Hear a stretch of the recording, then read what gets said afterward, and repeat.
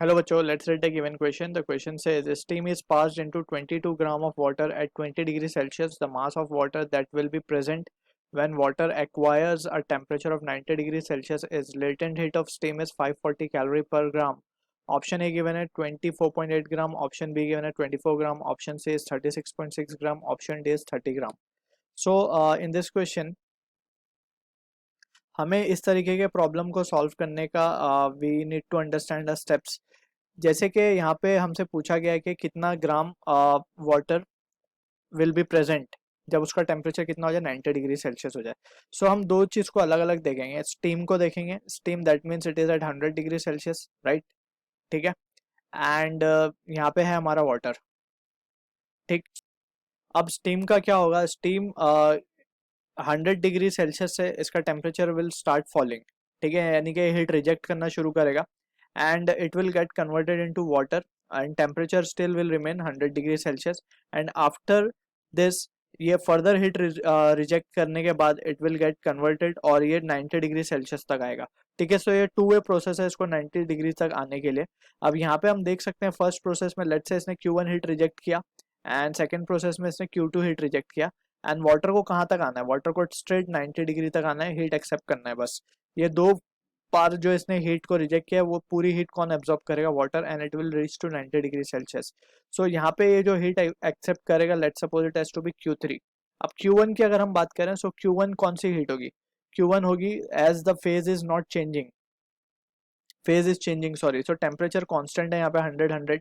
ठीक है ना, so that heat will be latent heat of vaporisation. So यहाँ पे आ जाएगा MLV और यहाँ पे अब फर्दर वाटर ही बॉईल हो हीट लूज कर रहा है, so it will be written in terms of specific heat. ठीक है ना, तो ये चीज हमें याद रखनी है जब कभी भी फेज चेंज हो तो टेम्परेचर कांस्टेंट होता है और वहाँ पे हम लेटेंट हीट को कंसिडर करते हैं। ठीक है। अब यहाँ पे जैसे वाटर से वाटर ही है, बस उसका टेम्परेचर ड्रॉप हो रहा है, so it will be considered by specific heat. So यहाँ पे भी we can say water is accepting the that heat rejected and उसका टेम्परेचर बढ़ रहा है, सो फेस चेंज नहीं हो रहा लेकिन। सो यहाँ पे again we will consider the formula MC delta T. यहाँ पे हमने जस्ट फॉर्मूला लिख के दिखाया and we will put it with notation in the solution. ठीक है।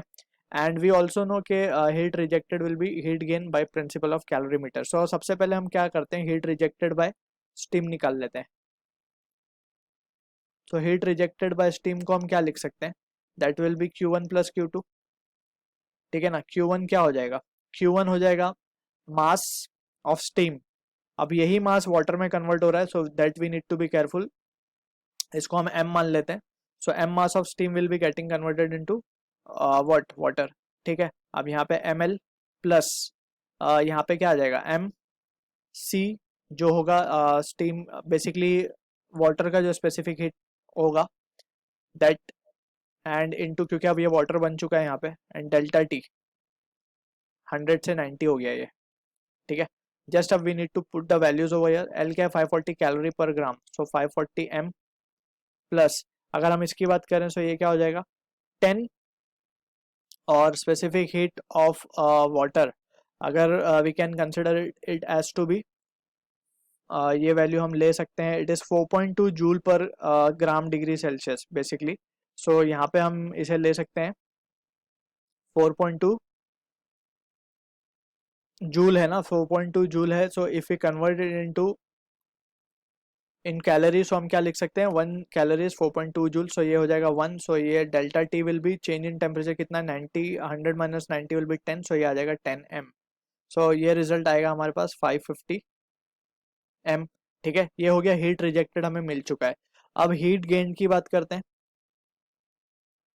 हीट गेन को हमने क्या लिखा है? Q3, और Q3 को हम क्या लिख रहे हैं? MC, यानी M of water, C of water, delta T। Delta T will be, अब ये कहाँ था? 20 पे था और 90 पे गया, तो 90 माइनस 20 हम करेंगे इसको।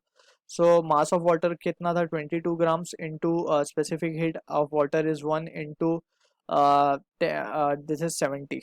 ठीक है, सो ये वैल्यू आ जाएगी हमारे पास 154 1 this, and this will be the value of heat gain. ठीक है।